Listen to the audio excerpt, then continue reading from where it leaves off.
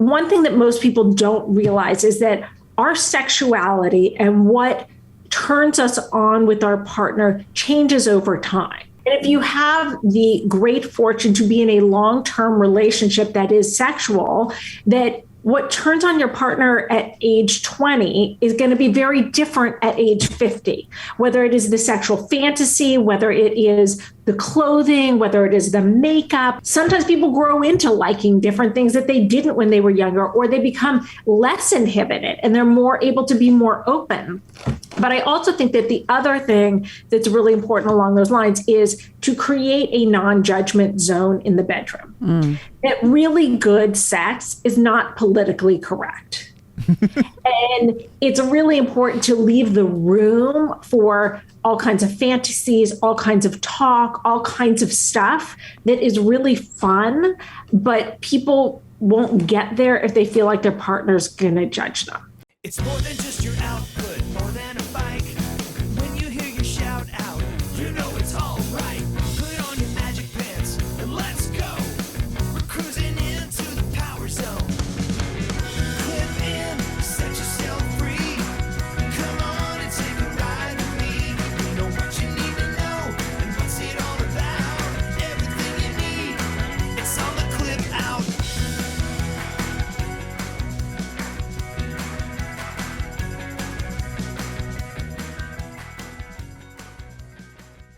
Welcome to the Clip Out Podcast, episode 277. This is Crystal O'Keefe. And this is Tom O'Keefe. Howdy. Hi. So, you're going to Big Sur. I am. S-U-R. S-U-R, yes. I don't know what other sir it would be. I don't know, but it could be like some person that you salute that's large. Yeah. Well, let me just say, I want to go to the marathon route and only do 21 miles. And I'm going to say only because more than one person has said, why not do the last 5 miles? Let me tell you why.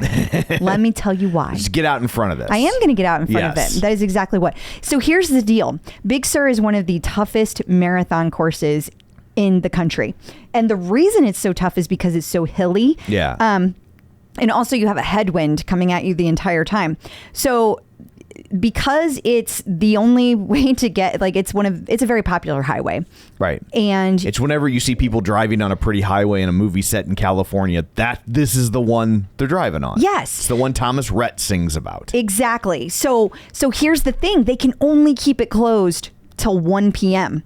And if you do the entire 26 miles, you have to have an average pace of 13 minutes and 45 seconds. Now, if it was 1 mile, no problem. I could do that. Right. But 1 mile is not a marathon. No, 26.2 is. And I cannot guarantee that I can do that. And if you don't finish, they literally pull you off the course. And gasp, no medal.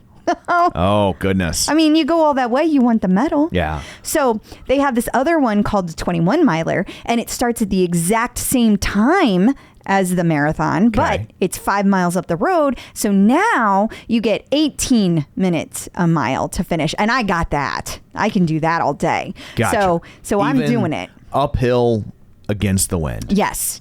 Like and Bob so Seger. Dr. Jenn, who's going to be featured prominently in this episode, will be joining me. And so will Christina Sandifer. I am so excited. And I hear from Tim Shaughnessy, we might be doing a Peloton gathering. Fun. Perhaps that Friday night. So this takes place April 30th. Mark your calendars if you care. Yeah. Or if you live nearby. If you don't care, that's okay. You don't have to come. For sure. But yeah, I'm super, super excited about this. This is a big piece of me feeling confident enough to take on a entire marathon. So. I suggested, what if you started with medium size, sir? And you were like, absolutely not. Well, I hear this is like one of the most beautiful runs that you can do. And I need that kind of... distraction? Motivation? Yes, motivation. We'll go with motivation. Okay. Plus, they have some really unique things at this one. They have like this whole set of drummers that come out. And there's a guy who plays a grand piano in the middle of the bridge, the Bixby Bridge. And this bridge is iconic, apparently. Okay. Also, there are people who are giving roses out. And you can eat fresh strawberries 3 miles from the end. Where else can you do all of that in one marathon. Is like eating a strawberry that close to the end a good idea? Wild strawberries. Yeah. At Does the wild end, you make got it. Make it better? Yeah, It's just absolutely. 3 miles seems like It's only 45 minutes. okay.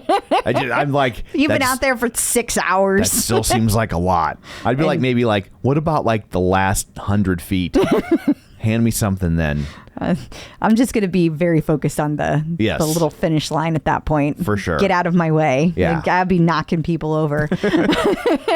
And I'll be sitting there playing on my phone, patiently waiting. Yes, you will. Yes, you will. Because that's my superpower. Patiently waiting. Well, we're at the end. Like, we stayed at a hotel near Right. the end, so you can hang out at the hotel the whole day. Okay. All you got to do is just show up when I get there. I'm going to have to Google, like, are there comic book stores near We're in the middle there? of nowhere, so the Oh. answer is no. Yeah. Yeah. I guess I'll just have to bring my Kindle. You can hang out with Christina's husband. Okay. Yeah. I will do that. Does he like comic books? Does he want to drive? He's a nerd, Oh. but I don't know that he's the same kind of nerd. Oh, yeah. There are so many different complexities to nerddom I these truly days. don't even know if he's actually a nerd. I just know he doesn't work out. He just watched a Star Wars movie one time. Maybe. I love how you just assume anyone who doesn't work out No. must be a nerd. That's not what I'm assuming. What I'm No, assuming, please walk that back. This will be fun. it's going to be very simple. Yeah. I remember Christina saying that Tim, because his name is Tim, Right. was her Tom. And so in my mind, that just meant nerd. But it could just mean he doesn't work out. So she didn't say that. Gotcha. I might have been reading too far into it. You were just projecting I was projecting my Tom because she Your said her Tim was my Tom. your nerd I mean, her Tom. prejudice Her Tim was her Tom. onto Yes. that. Yes. Okay. Yeah. I see. And your letters in your name is one off. So Yes. I feel like you Yes, guys I are know. My you're gonna get along. My ex-wife had the same confusion. No, not the same confusion because I am not sleeping with anyone named Tim. Fair enough. So, speaking of dirtiness, Where are we going? Dr. Jenn After Dark. Oh yeah. That's what we got for our interview this week. We do. We've been teasing this for a while, and we finally got around to doing it. So, Get the kids out of the room. yes. So for that section, we're going to be. It's like a Dr. Jenn section, supersized, engorged. Oh, Is maybe what we should there say. you go. Get It's- the kids out of the room now. Yes, and the Put word the headphones on. engorged isn't inherently dirty. It's not inherently, but you, on the other hand, are. But I don't think a small child will hear engorged and automatically assume that that's dirty. Well, I feel like a lot of women are going to feel about that word like they do moist. Oh, moist is a gross word. Mm-hmm. Yeah.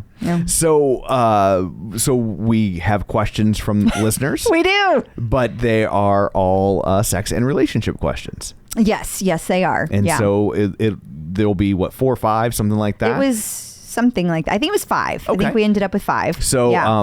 A so- good cross section of the different kinds of questions that came in. Absolutely. So yeah, I had a lot of fun doing this particular segment. As did I. Okay. Keyword doing because it's after dark.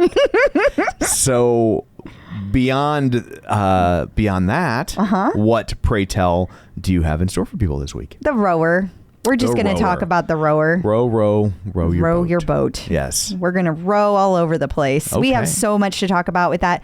Also, there is a ton of updates from the instructors, Peloton employees, and we also have a visit from Angelo this week. And Angelo is talking about fueling before and after long runs, which Is timely for you. it is. Yes. It is. Yeah, very timely. So, yeah, we've just got a lot to cover today. Okay. Tons. Well, before we get to all that shameless plugs, don't forget we're available on Apple Podcasts, Spotify, Google Podcasts. Wherever you find a podcast, you can find us while you're there. Be sure and follow us so you never miss an episode. Maybe leave us a review. Yes, please. We have a new review. Yay! This is from New Bluke or Noob Luke. I'm going to go with Newbie Luke. Okay. And it says, a weekly must listen. Looking forward to a new episode every week. Love how the podcast is structured and how it flows. All the guests bring expertise and laughter. If you have a Peloton, this is an absolute must listen to stay in the know with the current news and happening. So thank you very much. That's very appreciative. It is. Thank you. Thank you, Luke. I assume your name's Luke. Thank you. Yeah. And I have to do a little tiny, we have to go backwards for a second because last week's review, when you read it, you thought you wondered aloud if perhaps the person leaving the review might have been drunk. But Tracy Dingman reached out to me and said she was not drunk, but apparently Apple does not carry over your username. Okay. Well, thank you for the review. It was Tracy. Oh, or Tracy, depending on which whatever you go by. Yes. So also we have a Facebook page, facebook.com/theclipout. While you're there, like the page, join the group. We've had tons of people join the group this week. Yeah, you know why? Why? You know why? Because Liz Beam posted one of my Instagram posts about the rower over on the OPP. And people came flooding in. People had lots to say. I had a lot of people coming at me telling me how wrong I was until they woke up at 6 a.m. the next day. It turns out you were right. I was right. Oh, look at that. 5.5 years, and it turns out you know what you're talking about. I know. So, funny. which, that's also a good life lesson for the listeners in terms of why we encourage you to share episodes and things like that. Like that helps us get the word out and keeps things moving. I know. So many people think that everybody who has a Peloton listens to us, but that's actually not true at all. Yeah. So please spread the news. We appreciate it. Absolutely. Also, we have a Patreon if you're so inclined. Patreon.com/theclipout. You can get these episodes ad-free and bonus content. We just released probably our longest bonus episode ever. It was 25 minutes. Yeah. And all about our trip to Runway of Dreams. Yeah. And so that was a lot of fun. It was a ton of fun. And you got to see what video editing skills I don't have. It's your first time. It was my first, so yes. I thought you did pretty good, all things considered. Thanks. But that's a good thing for a bonus episode, right? Yeah. In terms of spending 25 minutes on that topic within the confines of the show might be a little bit much, but for people that really want to hear that stuff, it can live over there, and we can go into a little bit more detail when you have time to partake. Yes. So you can sign up for that at patreon.com/theclipout. We also have a YouTube channel where you can watch all of these, youtube.com/theclipout. And then also, if you want to find one of the links or something we talk about, because I know we throw them at you fast and furious during the show, you can get those in our newsletter that you can sign up for at our website, theclipout.com. So there's all of that. Let's dig in, shall we? We shall. Peloton in the news. We have a rower. We do. And they will actually take your money. Yes, they will. Well, technically they won't. Right. We should say, because there's been so much. So many people are so mad this week, and people mad about things that aren't true. Yeah. Like I'm just gonna make up something. They killed a baby seal every time you buy one. I am outraged, but that's not completely untrue. I died, but what tell the dead baby seals? That's what the internet sounds like right now. It is. Yeah, it is, and. I am in a surprisingly good mood considering what I've been reading for 24 hours solid. So, but yes, they don't take your money until it either ships or 90 days. 90 days or 5 days before your delivery date. Okay, there we go. I have to be very exact. Absolutely. That's why you're here. Mm-hmm. Yes. Because if it was just me, we'd be talking about the monkeys. Right. Yeah, that's true. So I don't even know where to start. I guess what? Well, let's start with the price, because that's what everybody's outraged. That's outrage number one. Should we start with where people lost their shit chronologically in order of magnitude? Yeah, I think chronologically makes the most sense. Let's start with $3,200. This is an outrage for this thing that I told everybody I wasn't going to buy. Wow. Yeah. Okay. So here's the deal. Yes, it is expensive. It is the most expensive rower on the market. However, it is only $620 more than the Hydro. And that, if you compare it apples to apples. So Hydro has a larger screen for one of their options. They have a smaller one called the Hydro Wave. So Peloton, I believe this is a 22-inch screen, and it compares to the larger Hydro.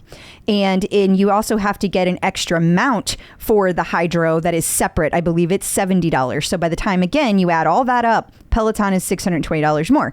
Keep in mind, you also have to have a separate membership for the Hydro. So for people who already have Peloton, you would be making up that price in a year. Like 15 months. 15 months. Yeah. And the mount comes with the Peloton, and it's pretty freaking cool. It's not like a strap. It is, and it stows itself. It's very cool. I say that because part of what Peloton is doing here is being an aspirational product. Right. That's what we're going for. So it's not just a strap that you just hang on your wall. Right. They're going for something pretty, just like they did for the bike, just like they did for the rower, a statement piece, if you will. And I think that they have accomplished that. It's gorgeous. And the form feedback, let's not forget the form feedback. Does and Hydro? none of the other rowers. There are no rowers, zero rowers on the market that so have like only form 3 of feedback. them have that, is what you're saying? Just, Zero. Oh, 0. And if there is a version of it out there, which I have not heard any, but let's just say I missed one. Okay. It's certainly not like Peloton. They go through and I've explained all this before. Like I went through the specs like 3 months ago. But in case you missed it, the specs are that it has an entire little guy front and back, if you will. Little guy front and back. He lives on the screen the whole time you're rowing, if you wish him to be. Right. And he tells you, he lights up in red, showing you the portions of the move you are doing incorrectly. And it also calibrates. So when you first get the machine, you set it up, you calibrate it first thing. That's how it learns like your height, your body, your stroking method. No, Tom. And then The rower after dark. and then little guy front and back knows how you stroke. And yeah, he does. Yes, he does. And then it responds accordingly, and it helps you. That part gets even more red. Like Crystal's face right now. Shut up. So these are some differentiators. The mount, like if you look at the screen right here, you might not even notice the mount. That's how non-obtrusive it is. Do you see? Is it that black box at the top? Yeah, that's it. But it's pretty low key. Yeah, It is very low key, and like it just takes care of itself whenever you put it up. If it was any more low key, it would be Thor's brother. Exactly. So that's a major feature. The form feedback is a major feature. The fact that it is whisper quiet. Yeah. Like no noise comes out of this thing. None. You could. In fact, we have one in the room right now. You can't even hear it. Can't even hear it. We don't. We don't. We don't. No. But if we did, you wouldn't be able to hear it. There would be no difference. You wouldn't. I mean, I think I would probably make more noise breathing than this rower makes. And so these are stroking. Yes. Tom. So these are key differentiators, though. These are sure. huge things that people are acting like is no big deal. And I feel like, I don't know what other articles you have, how you want to pull them up. It's whatever articles you sent me. I know, but I just meant I don't know what order you want to go. So I mean, my next thing is to talk about the fact that it's not going to be available on the app. Yeah. Duck. Yeah. Quickly duck. So I think, first off, let's drill down on the price a little bit. Oh, okay. Like, I think Peloton has internal data that says a lot of people want Peloton rowing classes, but they don't necessarily want to spend a lot of money on a rower. And so in order to circumvent that, they said they're not really going to put them on the app. Yeah. And that they're pivoting back more to the aspirational model, because John Foley used to always tell the story about how when the bike originally came out, they priced it lower, and it's at one point they moved the price up, and sales actually increased because the perception was, oh, this is nicer. Like people, when they heard it originally, they thought, oh, well, that sound must be junky. And when it went from $1,400 to $1,900, now people had faith in it. Yeah. Right. And so I think that's part of what's going on. But I think the other part of what's going on is they know that there's a bunch of people that want Peloton classes. And if they put it on the app, they're going to go buy a $900 rower. And Peloton ain't here to sell other people's rowers. That's right. And so they're going to make you wait. You got it, Tom. They're going to paywall it. You got it. And if you don't like that, suck it. Exactly. Yeah. That is exactly right. Now, I want to do a little history lesson for those of you who haven't been around since the beginning. And I know I haven't been around since the beginning, but I've heard a lot of stories. Right. So I feel like I have the knowledge of being around since the beginning. If you go all the way back to when the original Peloton bike came out, there was, gasp, no app. If you wanted to take a Peloton class, the only way to take a Peloton class was on a Peloton bike. Yes. Period. There were no other methods. That was it. And when they first did come out with an app, it was janky at best. And then it has come light years ahead. I mean, it is so different from how it started. It's not even funny. Yeah. So when you It's talk even about available on Android now. Exactly. So when you want to talk about what that price looked like, don't forget there was nothing else out there like a Peloton bike whenever the Peloton bike first came out. Nothing. Yeah. And so we have the price that was an issue because they raised it to actually sell more. We have the issue that it was completely proprietary. There was no app to be able to share it. I know this will shock people. You couldn't finance it back then. Yeah. I mean, you could put it on a credit card for sure. For sure. But you couldn't finance it. If you wanted to buy the bike, you bought the bike. Period. Yeah. And so I feel like people need to go back and hear that again, because now what's happening is people have become accustomed to the new model. Now, I think it's also important to remember the current model that we've been seeing, we've been accustomed to, was put into place by John Foley. And John Foley don't live here no more. He doesn't. and I think it's important to know that although there's a lot of people that could not get it through their heads, still can't get it through their heads, that man had everyone's best interest in mind. He did. And one of the ways you know that is because he did believe in the democratization of fitness, and he did believe in getting the Peloton in front of as many people as possible. That's why the app exists. And so he said, when they came out with the tread, he said, no, we're not raising the price of the membership because I want to make sure that as many people can get it. Like, that's what he wanted. Yeah. And so that was important to know. The app, they have all those classes out there because he wanted all those classes out there. And now you have so many people that have been screaming for John Foley to be gone. Well, he's gone. You guys got what you wanted. Right. Wall Street got what they wanted. They wanted him out. And there's a lot of people that ride Peloton that have been saying this. And there are a lot of people that are in groups that have been saying it for a long time. There's people that say they're Peloton supporters, and they say a lot of really shitty things about John Foley, about the way the company has been run. I mean, you could go on and on. My point is that I have said since the day they announced John Foley was no longer going to be a CFO, I said that era is over. The heart is gone.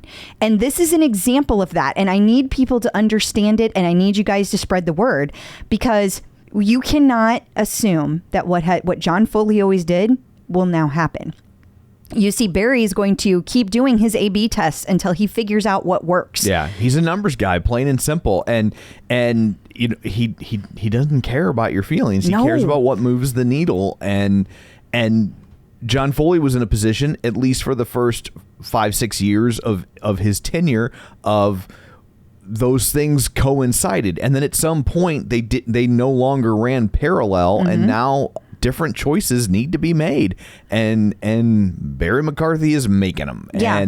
And you know, it would be great if they came out with this at $2,200 or whatever, but at the end of the day, I bet you by going with $3,200 versus $2,200, I bet you they probably cut their sales by 10%, but they increased their revenue by a lot because they're getting much more money for them, and I think it makes sense. I mean, is it a bit of a cash grab? Of course. But you know what? Right now, Peloton kind of needs cash. I was going to say, like again, these are the same people. Like, I keep hearing from the same people, like, where I want the stock price to do better, and then where I don't want to pay $3,200 for a rower. I mean, both of those things can't be true. And they're not going to just put these classes out on the app just because you want them to. You guys made an assumption that Peloton was just always going to be there for you, and they were always going to do what you wanted them to do. If the tread had launched under Barry it would have done the same way. It would have been like this. I think they would have structured it to where like the bike is 40, the tread is 40. If you want to add one or the other, it's 50. They would have done something like that. Yeah. And now it's kind of too baked into the ecosystem to walk that back. But I think this is their version of trying to walk that back some. I agree. I mean, again, I don't know where things are on your list, but I know that the terms and conditions changed this week. And the terms and conditions now are very clear that there always has been exclusive products, exclusive content on all of the products. Like if you look at the bike and the Bike Plus, lane break, scenic rides, those are exclusive to the bike. You cannot get them any other way. You can't get them on the app. It doesn't matter if you have all access or not. You don't get them on the app. And so they changed the wording to say all access members will only have access to the features and content available on the respective Peloton products they are using at that time. So Peloton Lane, it doesn't say at that time, they are using, period. That's how it ends. Peloton Lane Break is currently only available for use on the bike and the Bike Plus. And so now we're going to see the Row come out, and you're only going to see that on the rower. If you have the rower, then you will have access to it on the Peloton app. If you do not have the rower, you will not see it on the Peloton app. Yeah. And at the launch, you're only going to see it on the rower, period. I wouldn't be surprised if over the long haul, you see more rowing classes start to pop up on the app. I think over, and I mean 18 months, 2 years, they might loosen the reins on that somewhat, because I think they know right now when people saw $3,200, they would drive rage purchases of $900 rowers, and they don't want to do that. So this is their way of not helping competitors in their wake as people are outraged at a $3,200 rower, and they run out and buy a cheap one thinking, well, then I can just use the app. Like this cuts that off at the knees. Yeah, it does, but there's still a lot of people doing that or saying they're going to do it. We'll see if they actually do. I'm sure a couple of them did. Honestly, the people that are complaining the loudest were the quickest to cave and buy things. I thought that was pretty funny. Like by the Peloton. Yes, rower. by the Peloton rower.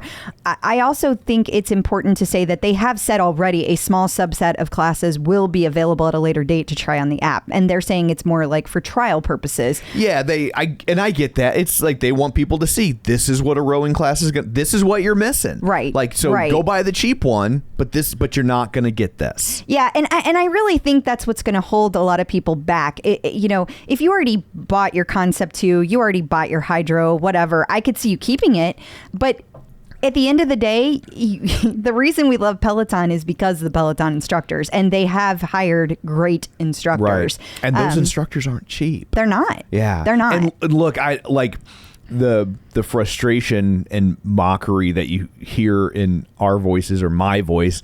Like, look, if you don't have the means to buy a $3,200 rower, like that's understandable. I totally get that, and do not begrudge or shame you for that in any way, shape, or form. No, like this isn't. I don't mean any of this from an elitist standpoint. I think in the long run, this probably is the best way for them to go about it from a business standpoint. But just perceptually, a lot of the people we see screaming the loudest, like we it's not about them not having the money, right? And so it's just they want what they want, and they're mad that Peloton once again didn't dig into their head and figure out what they want and do it exactly that way. But the thing, you can't. Because everyone has a different version of what that should be. Yeah. But yeah, absolutely. If you don't have the money to go get this, you shouldn't. Don't do that. Yeah. Don't put yourself in debt I get your frustration in that situation. Absolutely. Because you just want to be part of the Peloton community. Yeah. And I do believe at some point that I don't think that better best model is going to go away. I think they're going to keep that, but you're not going to see it right away. Right. And I use this example somewhere on my mini post yesterday, and I look at it like a brand name drug. Like, think of it like a pharma company, right? Peloton. This is Peloton's brand new drug. They've spent all these years developing. So they want to get the most out of it that they can. And so they're going to put all the emphasis on it. They're going to have the guard around all the different classes. They're going to be very careful about that. You got to have access to the rower to be able to have access to the classes, yada, yada, yada. However, over time, that will become less important, and then you will see more of those classes come up. You will see maybe even a cheaper rower come up. I don't know. I don't know if that's going to be the case. It wouldn't shock me. It also wouldn't shock me is if over time Peloton just keeps the same rower and the price goes down, just like they did with the bike, just like they did with the tread. I could see that occurring too. At the end of the day, they're going to keep doing the tests. They're going to keep doing the A/B tests. They're going to keep seeing what sticks.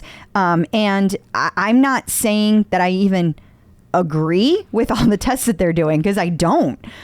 But I'm realistic, and I understand that it's necessary, and I want Peloton to survive no matter what, because this company has brought me personally a lot of joy and a lot of fitness, and it's completely changed my life. So I want Peloton to stick around, if for no other reason than just selfishness. Yeah. And so if that means that they got to sell $3,200 rowers, I'm buying one.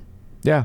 And you did? I did. Yeah. So in the middle of all this, we finally got actual footage. We did. Close-up footage. Yeah, it is a very, very pretty rower. I think my favorite part is the buttons on the handle. That is delightful. Oh my God, so many people. Oh, there's going to be buttons. I keep telling you guys, there's no freaking buttons. Yeah. There's no buttons. No buttons. And look, we were right. There's no buttons. But and the commercial that they made is clearly from the Ryan Reynolds marketing company. Yes, since it's absolutely. him talking. Yes. Yeah. Yeah, I think they're going to keep doing what works there, as they should. Yeah. As they should. We also encountered our already the first review of Peloton Row. Yeah, there were some others, but I like saying that. I know, but I like Peloton Row. You feel dumb saying that? Well, because it's like, as a concept, as an abstract concept, Peloton Row, okay. But when I'm talking about the rower, I'm never going to say Peloton Row. I'm going to say the rower. Just say the rower. Yeah. We all know what you mean. Yeah. But this is from The Verge. There were a lot of them out there. I liked this one. I liked the way it was structured. That's why I used it. Apparently, it's a 23-inch screen. I must have lied a while ago. It's engorged. Bad. Peloton Row After Dark. For those of you who don't know by now, stroking. The footprint of the machine is 8x2, and it weighs 156 pounds. If you're counting, that's slightly more than the original bike, by the way. Gotcha. And so, yeah, it's big. It's very big. Girthy? Would you say it's girthy? No. Oh, okay. It's pretty slender. Okay. Just really long. That's what I would say. Okay. Yeah. So what else do we have out there? So it's, yeah. Well, I don't know if you want to talk anymore about the review, but they said it was wonderful. Like, that's the whole point. They loved it. They loved using it. They loved the, especially the form feedback. They couldn't say enough good things about it. It was all good. Well, that's good to hear. It was very, very, very good. So I've heard no negative reviews. I was going to ask you, what were what's the overall tone? Like, you liked overall this one, tone. Everybody was very happy with the rower. Literally, the only thing I've ever heard negative anybody say about this rower was what I reported about it when we last did all the specs. That one person said they didn't like the way the classes were structured, simply because so many of those early classes in the beta version were there's a lot of instruction, like, and not a lot of actual rowing. Right. And so they just wanted to see more rowing. And I mean, I think that's going to fix itself over time. I think that's a non-issue. So I don't even consider that really a big concern. That makes sense. Yeah.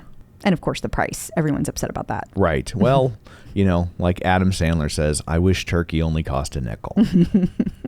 Where can you find your Peloton Row out in the wild? So to start, there are 18 showrooms that you can test out a rower. And they range anywhere from Alpharetta, Georgia, which is really just Atlanta. Okay. There's a bunch in California. I believe that's Latin for Atlanta. Sure. And there's a bunch of cities in California that they have them because California is a giant state. Sure. There's I don't know, a couple in Florida, a couple in Texas. Skokie, Illinois. That's Chicago. Yeah. So here's my question about this list. Hold on. Before you ask the question, because I already know what it's going to be. Okay. This is just a start. I know, but there will be more coming to other showrooms later. Continue. But since they're starting here, these are the ones they've prioritized. Right. Is this an indication of stores that are more likely to make the cut? Oh, yeah. When the store closures Yeah, hit? these stores aren't closing. Yeah. Yeah, They inadvertently give us a window into what the store closures might look like? I think so. Yeah. I think yes. Because why would you make them the first ones? Like, yeah. Yeah. And I also think these are probably all larger stores because it has to have a tread, a rower, a bike. So presumably these are all larger stores too. Right. They have like a physical larger footprint. But yeah, you also got to think they picked the highest traffic stores or the highest sale volumes like you would think. Yes. It doesn't mean that all the other stores are going to close, and I don't want people to think Yeah, we're not saying that they're only going to keep 18 stores open, but you got to think if you work at one of these 18 stores, you're feeling pretty good about your job in the medium term. Yes, I would. Yeah. Yes, absolutely. Okay, well then I guess moving on from the rower, did we get everything? I think. Okay. I don't even know. There was so much. I know. There was a bunch. Well, we might come back. Who knows? Who knows? So, the Peloton guide, remember that? I do. Yeah. I do. They sent you one of those. I guess they're not sending you a rower. Thinking no. Well, I probably not because I ordered it instantly. Yeah. I hadn't even gotten out of bed. Now they cross-reference and like, take her off the list. Yeah. Don't send her free shit. Not that you were ever on it. No. But I wasn't. But Peloton Guide released rep counting. Rep counting, yes. And you can now add weights to your profile. So you get like this little weight rack and so you can tell it that you have weights, and then you can tell it, if you go to the next screen, you can tell it which dumbbells you have as a pair and what those weights are. So that's pretty cool. Okay. Then you assign the weights to different classes. So like if they're like, okay, use medium dumbbells for bicep curls, you can say my medium dumbbells for bicep curls are going to be 10 pounds. Okay. And then every time I do bicep curls that say use your medium weights, it's going to give me 10 pounds. And it's going to give me the option to choose different ones if I want. Okay. So all of that was cool. People ask like, how long did this take to set up? It didn't. Honestly, this was super easy. You can use the remote and all you have to do is just click, click, click. Like it was super easy. I didn't do any custom weights. That might be a little more difficult. So this is where it's like saying, okay, for light weights for the bicep curl, what are you going to do? And so you could choose each of the different weights that you already had chosen. Okay. And so very simple to do. Loved all of this. This was so beautiful and intuitive. Wonderful. However, we got to the actual class. It didn't track my weights at all. It didn't track any reps. There were no reps tracked. The bicep curls didn't work. There was something else. Squats to press didn't work. They did hold there was like a waiting march. So you had to hold the weight above your head, and as long as you were moving, it tracked. That worked. Nothing else worked. Maybe it's like your gym teacher in high school when they're making you do push-ups and he's like 1, 2, 3. No, it didn't track at all. There was just zero. Now I will say that the dog was in the room and in the view of the camera the entire time. That's going to be problematic. Yes, but the dog's core, it's on point. Absolutely. Yeah. But it still tracked whenever I held it above my head, even though the dog was in the room. Oh, it's a short dog. No, I mean, seriously, so what I'm trying to say is that so you would think that it would have still done like the bicep curls in the same way. But the weird part is that everyone was like, restart it and it'll work, because other people have had this issue too. I did, and it didn't do a thing for me. Nothing. It changed nothing. So I don't know what is happening. I have heard this from 0 other people. Once they restarted it, they had no other problems. This appears to be an us only problem. Okay. But I don't know why. Maybe that's why they sent me that one. It didn't work. They're like, we know rep counting is not going to work on this one. We can't sell it, so send it to Kristen. Jayvee Nava, who longtime listeners might remember. Yeah, she used to be the face of the Peloton OPP. Yes. Well, I guess she had taken 3 years off from running because she had ACL surgery, and she has been recovering and slowly, working up to running again. COVID, I'm sure, canceled a bunch. I'm sure. Yeah. I'm sure. So she finally got to do a race. She did her first 5K in 3 years. So congrats. That's pretty cool. Absolutely. New instructors. So we said we were done talking about the rower, but Technically we are. there are new instructors who happen to be rowing instructors. And I mean, it's been like 30 seconds since we used our intro. Yes. So we had to do that. Exactly. So we have new rowing instructors. We do. Who are now official. Yes, Alex Karwoski. Okay. He is a world champion, an Olympian, and a dog dad. So, I mean, I'm going to love his pictures, if nothing else. And then we have Ash Pryor. She's a former Big Ten rower, and she is described as sunshine mixed with a little hurricane. For some reason, that grin that she has right there on the rower, I believe that. Like, I believe that's sunshine with a little hurricane. And then, of course, we have Katie Wang. She's an expert strength coach who radiates warmth and will always bring the burn. So I think we can expect to see lots of boot camps from Katie Wang, and maybe she'll be showing up in the strength content as well. But congrats and welcome to all three coaches. I know they've been part of the company for a while, but it's the first time we've officially gotten to say welcome. Yeah, they've been a part of the company since, I guess, at least May. Adrian Williams had a fun post. He did. Throwback to our first Peloton Row content team gathering, May 23rd, 22. And there they all are. I think that is so fun. I love that. But what I loved even more was this post from Bex Gentry, where they snuck in Ash Pryor. It says, here's one special behind the scenes of the day we decided Ash Pryor, that's me, should dress up as a PA to get into rehearsals as you were all in the studio taking your live classes at One Peloton #undercover. I love this picture funny. So much. Yeah. I was like, yeah, that totally would work. I mean, it did work.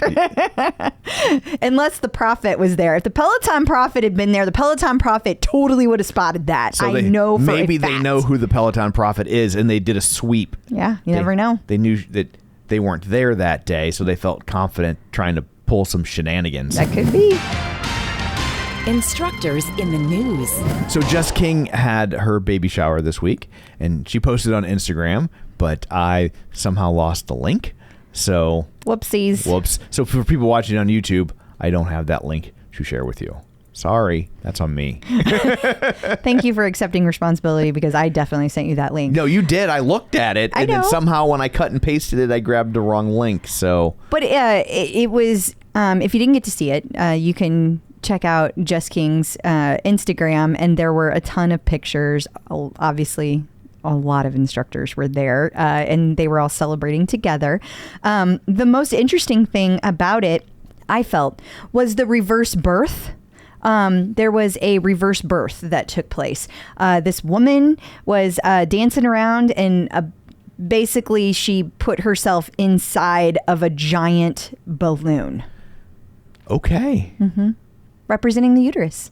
Yeah, no, I've It must have been spectacular, because almost all of the instructors that were there videoed it and put it on their Instagram. So it looked interesting. It looked very artsy. It looked like the kind of thing you would never find in Missouri. That's what it looked like. Yeah, that sounds fair. Yeah. Yeah. Yeah. But also very cool. Yeah. Peloton Apparel's Instagram. I did not lose this one. Kept that link. I kept that one. Has an Instagram live coming up for Latinx Heritage Month, or it already happened? It happened today. Sorry. It happened today. So but you can still go check it out over on the Peloton Apparel page. And yes. It was Camila, one of the instructors, Camila Ramon, and then the artist who actually created the print that was on it. And I don't know how to say her name, and I'm just going to butcher it, so I'm not going to say it. But the artist who created the wonderful piece of art that is the Latin Heritage Month collection. Yeah. They both did a live together. Okay. Today. So if you didn't get to check it out, you should. She looks like the lady from Only Murders in the Building. Really? You know who I thought she looked like? Who's that? So apparently I think in cartoons, because you remember the lady who was the Incredibles designer? Oh, yeah. That's who she looks like to Okay. me. Yeah. I also, which would make sense because she designs things. Yeah. You know, I'm sure I don't have to tell you that the International Association of Women's Hosts Inspirational Influencer Gala is just around the corner. Nope. But in case you don't know, Tunde will be giving the keynote there. She will, and it'll be at the Mandalay Bay. I do like the Mandalay Bay. It's beautiful. It's in Las Vegas. Never been. It's gorgeous. Yeah. Well, this event is going to be geared toward inspiring, educating, empowering women to achieve their greatest level of impact and success. There's going to be a networking brunch, but most of all, the keynote speaker will be Tunde.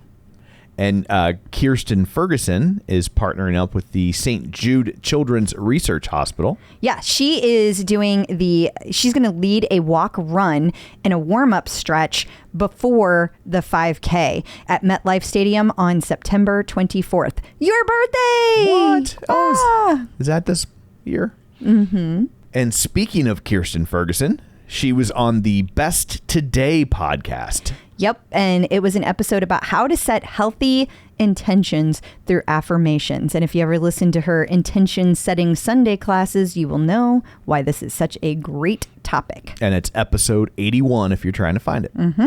Matt Wilpers was doing a little sucking up to the boss. Mm-hmm. Smart. Yeah, he sure was. Smart. Yeah. That's how you do that. Yeah. But he had a post on Instagram, him and Barry. Uh-huh. I'm pretty sure this was like a rower celebration kickoff. It says, great day to celebrate Peloton and got to hang with Barry. I didn't really picture him for a hanging out in a t-shirt kind of guy. Yeah. So there you go. There's Barry. Doesn't even wear a watch. How uncouth. Not even an Apple Watch? Not even an Apple Watch. I'm totally joking. I don't wear a watch. I know you don't. That's why I'm joking. I hate watches. I mean, I love it for all my tracking. That's the only reason I do. I get that. It's just, he just looks so bare-armed. He's just expecting something. Ben Aldis and Leanne Hainsby got a new house. They did. And they're going to be tracking their progress. And I'm sure it's going to be in all the magazines because that's how they pay for it. That's how you do that. Yep. That's good. That's a good deal if you can get it, man. Yeah, absolutely. Yeah. For sure. Yeah. So we'll be seeing more of that. I'll be keeping you guys updated whenever magazines post their stuff. Susie Chan is celebrating 1 year with Peloton. Yeah, I can't believe it's been a year. This delightful, delightful lady. She's one of your new faves. Oh, she is. I love this woman so much. She has great music, great energy, and she didn't start running until she was in her 40s. So I guess I feel a kinship with her. Yeah, I get that. Yeah, but congrats to Susie. That's awesome. And also celebrating 1 year. Jermaine Johnson, 1 year. I haven't gotten to take as many classes with Jermaine, but the classes I have taken have been amazing. He's got great energy. He's so much fun. And congrats to him for celebrating a year as well. Joining us today via the magic of ZoomTube from MetPro, here to answer all of your nutrition-based questions. It's Angelo. Hello. Hi. Hey, Tom. Hey, Crystal. How's it going, Angelo? It is just dandy today. I am excited to be here. I'm excited to have you We'll here. fix that. So I have a couple I have several questions here from all of we have listeners that We do? Yeah, the thing is Couple. Facebook just put this new function in for your group so you can everybody. And so since I added everybody in the group, we got inundated. Got everybody. Yeah, Right. we got inundated with questions. So I'm going to pick and choose. We're going to start off with Nicole Marie because she asked a question that I feel is near and dear to my heart: how to fuel appropriately before and after long runs. Okay, so this is probably one of the most frequent questions that I get asked. And the answer is? It depends. depends. Well, so So appropriately means different things for each person depending on what your goal is. But in the context, since in the question it wasn't, I'm trying to lose 20 pounds or I'm trying to this, that, or the other, I'm going to assume that in her case, what she's trying to do is heighten her performance. So we'll go with a priority hierarchy. So here's the priority hierarchy, Nicole. First, you want to fuel optimally or appropriately your entire day for several days leading up. Ideally, you're fueling ongoing, weeks leading up, but at least for a few days leading up, even over race day. You want to get a good routine. So a lot of people are saying, well, should I do pre-exercise, pre-race, post-race workout, post-race nutrition, recovery? When I have somebody getting ready for an event, typically I'm going to have them eating a minimum of 4 or 5 times that day. So there's always going to be pre and post food coming in. So depending on what time of day your race is, you want to make sure that you're getting prior to the event some fuel, a good dose of carbohydrates, a little bit of protein, and in that particular meal, low fat. You also don't want a bunch of fibrous vegetables, otherwise you'll get what our coaches affectionately call the trots. Well, you're running anyway, though, so I don't see. Yeah. Keep it simple, things that you can digest, and what you're going to want to do. So I'm going to get a little bit technical here. When you're doing a carb loading cycle, a professional carb loading cycle is not really what most people would think. Actually, when you carb load, what most people will do is about a week out from the event, they'll actually decrease their carbohydrate intake by about 15 to 20%. That actually sensitizes the body to glycogen uptake. You don't need to do this, Nicole, but I'm explaining where you'll dive in at.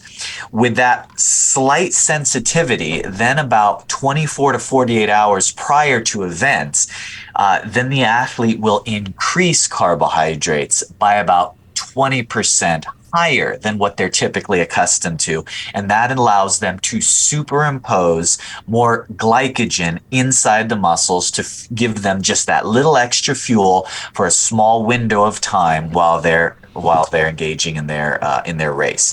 If you're not at that level of specificity, what you want to simply do is think, okay, here's what I'm currently taking in. I'm going to increase that by about 20%. And so a simple way to do that is start the day before at lunch, snack, and dinner. That's a simple entry point. Make sure, because you can't cram it all in the meal right before. You can get I can't. Tom could do that. Challenge accepted.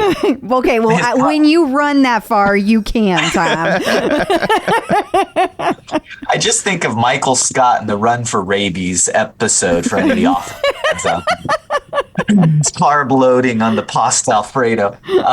Don't do that. But increase by about 20%, Nicole. And the great way to do that is increase a little bit the meal before, but then prior, the day before, is going to be lunch, snack, dinner. If you increase just a little bit, specifically in your complex, easily digestible carbs, potatoes, rice, things along those lines.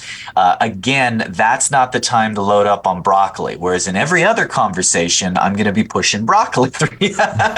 But right before race, you want things that are going to be easy to digest. And then after your race or your event, that's where you can have, if you'd like, a little bit of a cheat meal. I tell my clients, go and get a few extra calories, but get something that you like. Now, if you go and you have 3 pounds of pizza, you're going to get nauseous. So you might not want to do that. Be selective, but that's where you can actually do a recovery meal, have something you enjoy, and don't stress about it too much. And you're going to perform really well. Quick note about intra-training fuel. So while you're participating in your activity, you're going to want to make sure that you have some high glycemic sugar. But that's where you use the supplements like the goos and the gels, all that sort of thing. And you're going to want to start having those. And again, this is that big depends disclaimer. You're going to want to start supplementing with that at about 45 minutes to an hour in. And then depending on how long your race is, then you'll take it every 45 minutes to an hour. And you're going to do really well, Nicole. Those depends come in handy if you do get the trots. So there it is. Yeah.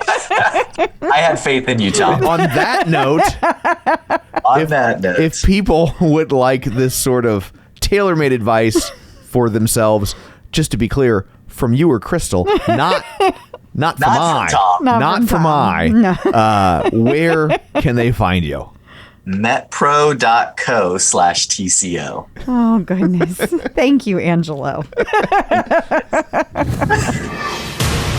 Checking out the competition. So Hydro, not to be outdone, has increased their ads this week. Yeah, I've had a lot of people send me emails that they've been getting, and it's been a multitude. Makes sense. Makes sense that they would be increasing that. Which is why it was smart that Peloton announced that they weren't going to put rowing classes on the app, right? Like, I think that was their thought process of like, oh, well, you buy our rower, it's cheaper. And you can still take the Peloton classes. And now you can't. You cannot. Yeah. You know, on that note, I want to say a couple things. One, Hydro also announced that they're going to start doing circuit classes this week, i.e. boot camps. So they release boot camps. They're clearly trying to compete directly with Peloton. Which they need to. Absolutely. Yeah.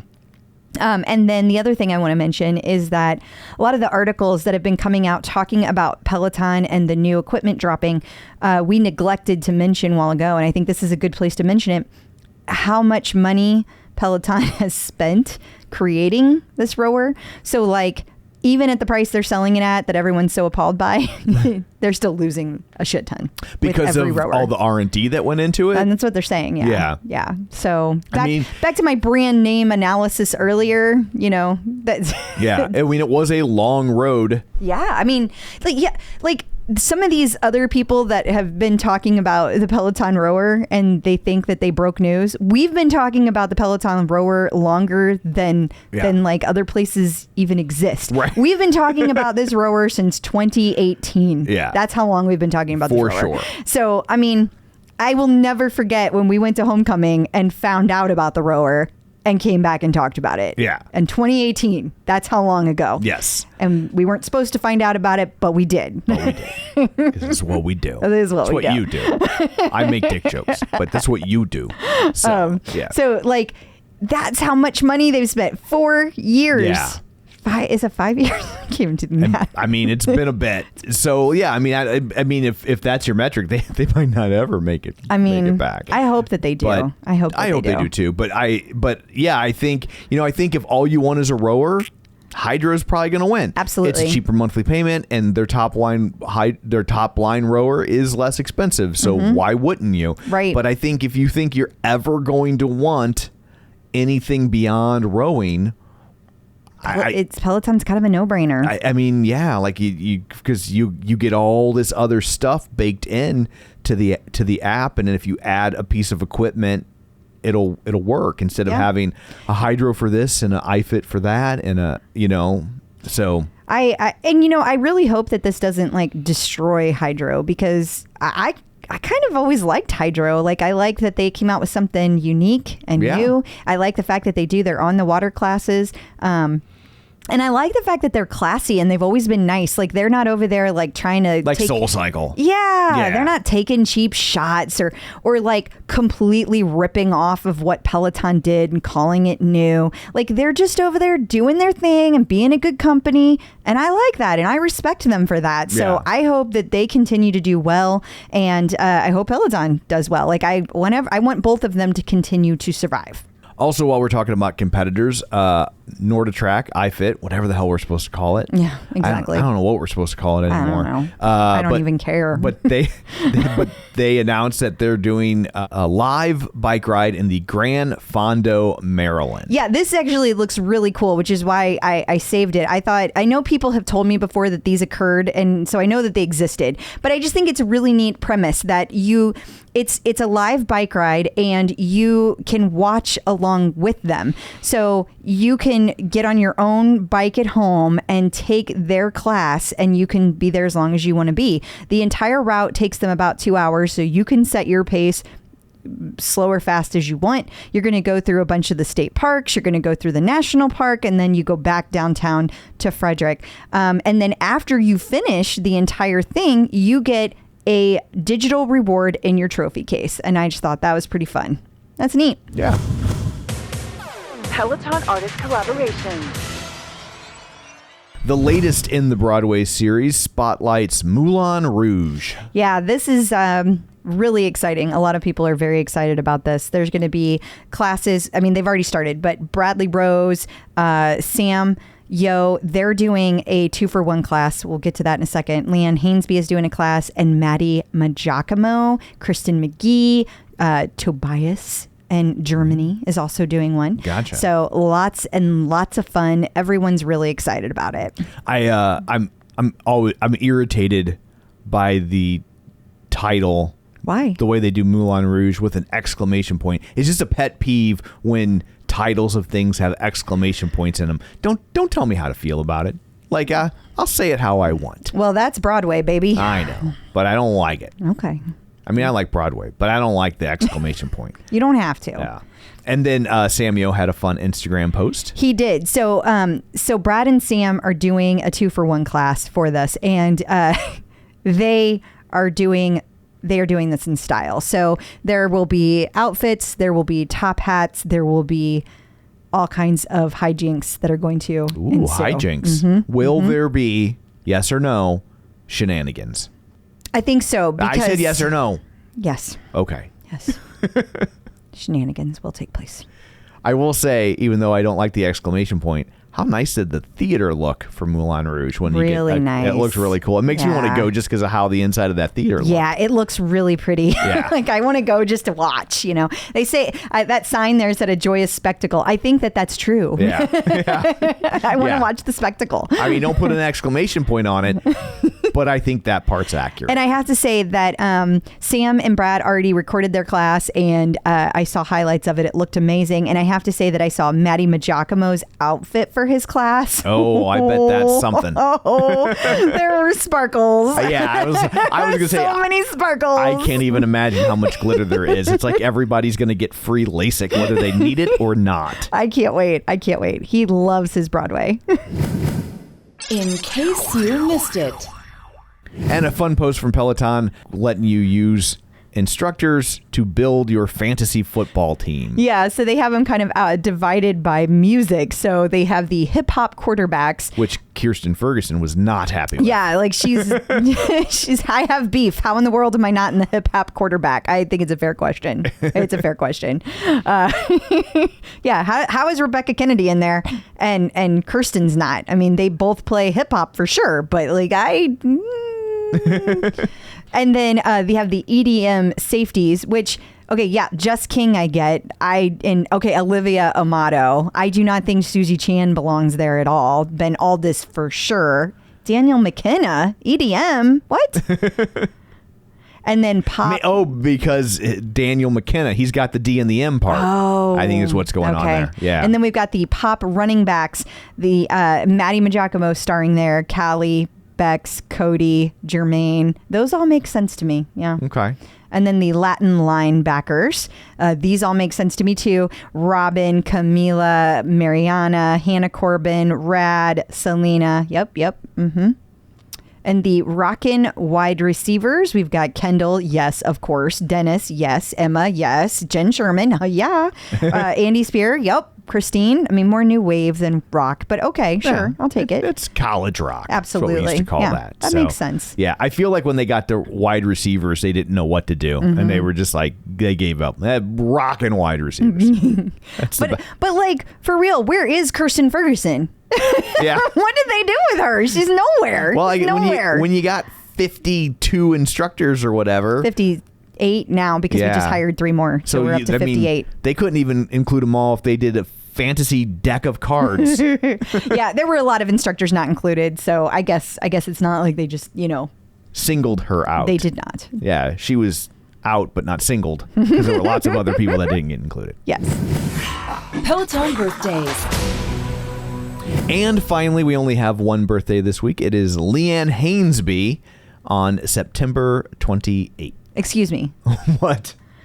We have 2 birthdays. No, we got one. We have 2. We have Leanne Hainsby on 9/28, and we have Tom O'Keefe on 9/24. Well, since I've never touched a piece of Peloton equipment, I don't know that I count. You're Peloton adjacent. Is that what it is? Yeah. Okay. Are you going to a Peloton meetup this Friday? As a +1. I cannot wait, and I've already received multiple requests to buy you birthday drinks. So. Oh my goodness, that could get ugly. I'm not a young man anymore. I know. I'm pushing 60. You're not pushing 60. Stop it. Barely 50. I'll be 52. Well, that's barely 50. That's pushing 60. It is not. And don't you start by saying I'm pushing 50 because I am not okay with that. Well, no. If 52 is pushing 60, it's not though. Then it would stand to reason, mathematically speaking. But it's not pushing 60. You're making that up. Happy birthday. Thank you. Getting the psychological edge. With Dr. Jenn. Joining us today via the magic of a Zoom tube is Dr. Jenn Mann, licensed marriage, family, and child therapist and sports psychology consultant. You may know her from VH1's Couples Therapy with Dr. Jenn or VH1's Family Therapy with Dr. Jenn or her long-running radio show, The Dr. Jenn Show. She's written 4 best-selling books, including, and for our purposes today, most importantly, The Relationship Fix, Dr. Jenn's 6-step guide to improving communication, connection, and intimacy. It's Dr. Jenn. Hello. Hi. Oh, So glad you're here. Yes. All right. We got some people that need some help. So we should probably remind people one last time. Oh, yeah. This Good- is Dr. good disclaimer. Jenn After Dark. So these will not be Peloton related questions. Well, They could be. they could be. It depends on how much you like your Peloton. So, but how these, good your balance is. There Can you Yes. go. Yeah. yes, Tell us all about that, Miss Gymnast. yeah. So, but these will all be sex and relationship questions that we've compiled from you guys. And I also think it's funny, almost all of these questions started the same way. Don't tell Tom. Don't tell Tom that I asked this question. Oh my God. Oh, yeah, it really cracked you up. So I don't know. He doesn't know. I don't know. So she's honored her HIPAA, except one of the P stands for Peloton. But she's honored her HIPAA. She has not told me who any of the submitters were. Right. Okay, so let's get into this. I'm gonna jump around. Like House of Pain. Jump around. Okay, so this first one is, what do you do to get the romance back in your marriage when you have become too comfortable with each other? There's no issues, no loss of love, but life has gotten in the way and you get into a routine and the spontaneity of love went away. Trying to schedule a date night or sex night does not work because it puts too much pressure and anxiety since you have it scheduled. Call pass. So I'm Next assuming when she says romance, that she means sex. I would agree. That is how I am reading that as well. Okay. Here's the first thing to know is that when the sex life between a couple has dwindled and you're not having sex that often, and look, all relationships have an ebb and a flow. If you're married to someone for decades, it's not going to be like it was the first year. And you're going to have some years, 10 years in, 20 years in, that are great sex years and some that are terrible sex years. And like, that's just the nature of the beast. But here's the thing for people to know. When you stop having sex, bringing sex back into the mix is always awkward and uncomfortable, and the sex is going to suck at the beginning. So you have to tolerate sucky sex, not sucky in the good way. I was like, yeah. I beat you to it, Tom. Yeah, not sucky in it's your anniversary or birthday way. Exactly. But so number one is you have to tolerate that it's going to be awkward, because what tends to happen is that when you've been married for a long time and you stop having sex, the other person starts to feel overly familiar and kind of like a family member more than a sexual partner. And it kind of feels like this weird kind of almost incest taboo that you feel like the person starts to feel more like your mother, your father, your brother, your sister, and it starts to feel kind of icky. And also you kind of get out of practice of approaching each other, seducing each other, all that sort of stuff. So the first thing I say is tolerate the uncomfortable awkwardness, make a pact to kind of laugh about it, kind of just kind of have a good sense of humor about it, but not laugh at each other, because in that awkwardness, everyone's really vulnerable. And like you have to be really careful and really sensitive to the other person.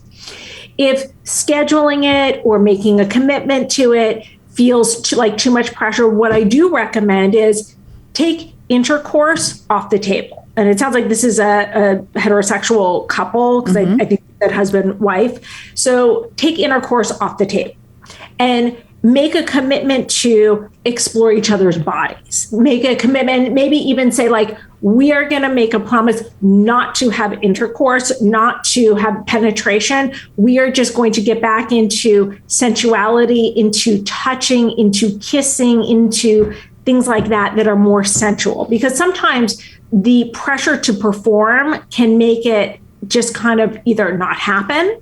It can make that kind of performance anxiety make someone not be able to perform. It can feel so awkward. So I would kind of start with, let's make a commitment to make out. Let's make a commitment to get naked together. Let's make a commitment to touch each other's bodies, to do like in sex therapy, there's what we call sensate focus, which is where you explore each other's bodies, where you kind of go from head to toe. Like, does this feel good? Do you want this softer, harder? Like just even like touching someone's shoulder, like, oh, does that tickle? Does that feel okay? To really just commit to exploring each other's bodies. Like make it less goal oriented. Exactly. And less pressured. And then the other thing is also look back into your history together. What worked and what didn't, and play on what worked. Like, let's say you're a couple who used to always take showers together and that led to sex. Well, take a shower again together. Even if it doesn't end up being sexual, like make a commitment. Hey, let's have some time together where we're naked and we're in the shower, because that is a positive sexual memory that we have together. And then the other thing is, I think she said something about like planning sex and date nights is too much pressure. Mm-hmm. Here's the other thing. I think that she's thinking about it all wrong. I was thinking the same thing. Like instead of make it a selling point, right? Like now you've got this thing to look forward to. But also, when you were dating, like I hear couples say this all the time. Well, date night, it feels too cliche, or planning sex, it feels like too much pressure. Okay. When you were dating, you bet your ass that before your date, you got your bikini wax, you got your nails done. I did. You did all the stuff. All those things. Like, I know. Because you knew you were going to get laid. Yep. Facts. And so you were planning it then.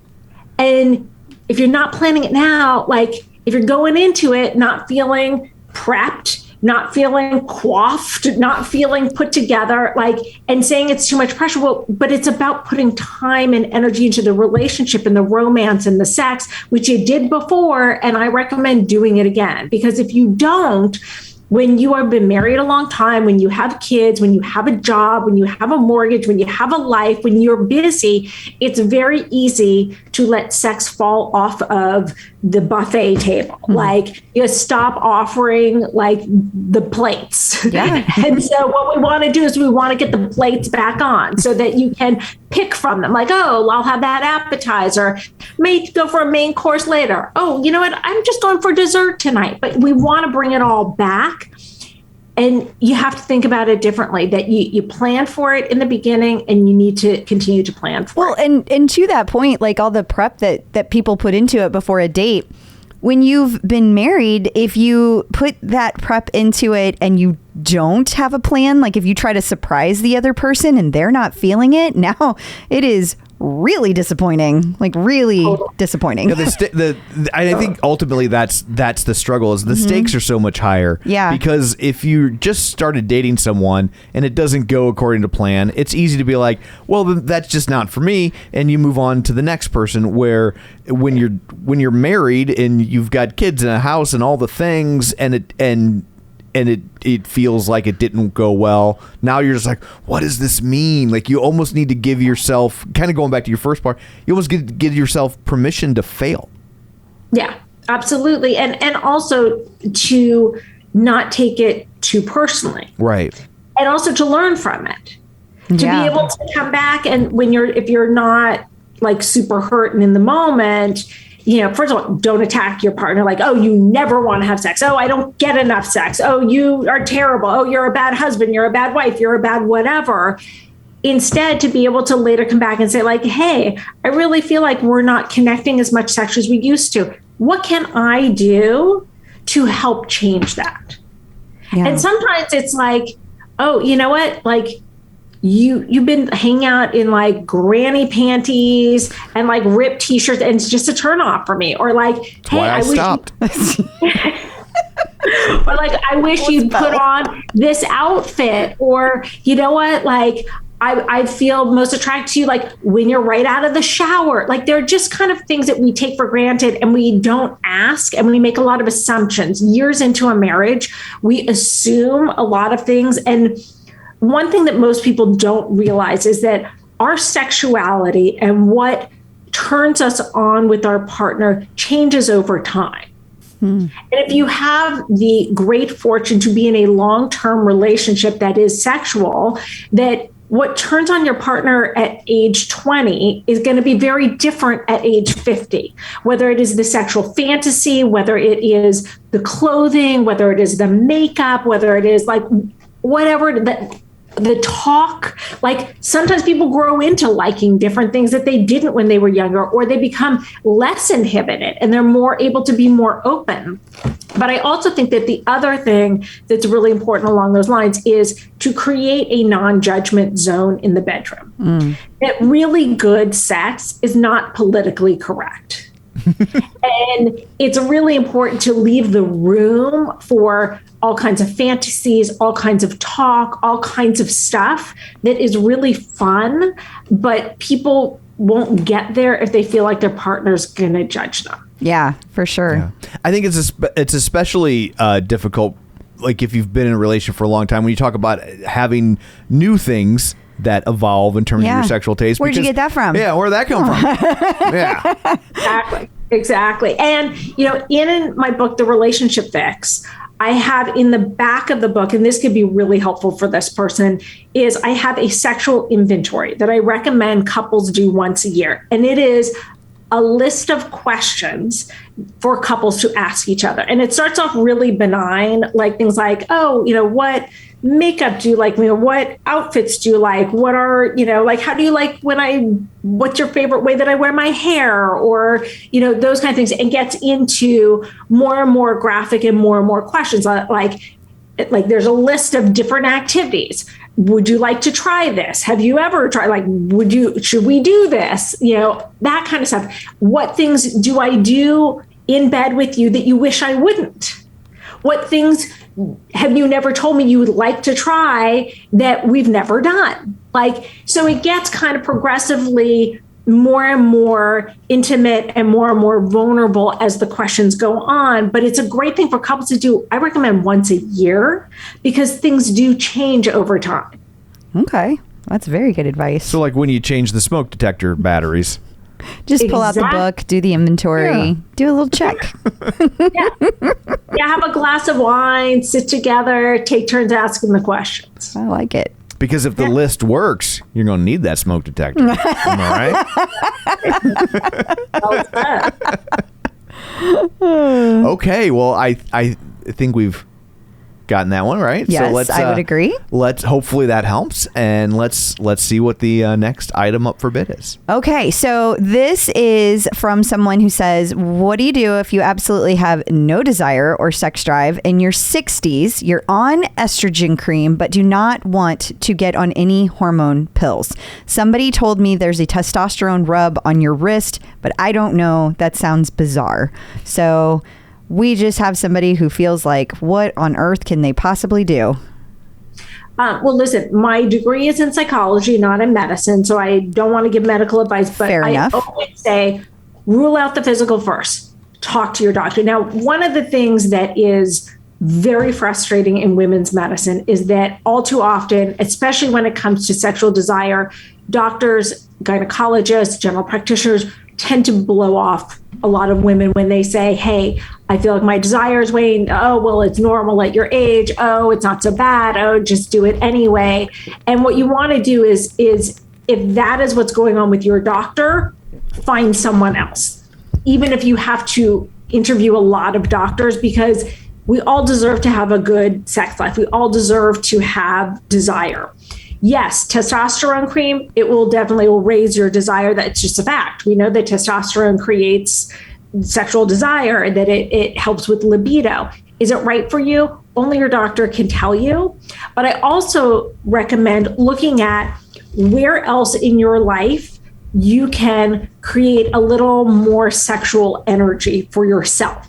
Typically, like when we are in the early stages of a relationship, we spend a lot of time fantasizing about the other person, thinking about the sex that we're going to have, really kind of being engaged in that kind of sexual energy. So really look at, are you incorporating any fantasy into your life? And it's when you don't feel sexual, it's hard to get yourself in that mindset. But sometimes you have to do that first. And one of the things that we found, and there have been a lot of studies about this, is that there are, for a lot of people, especially women in long-term relationships, the order of sexual desire changes over time.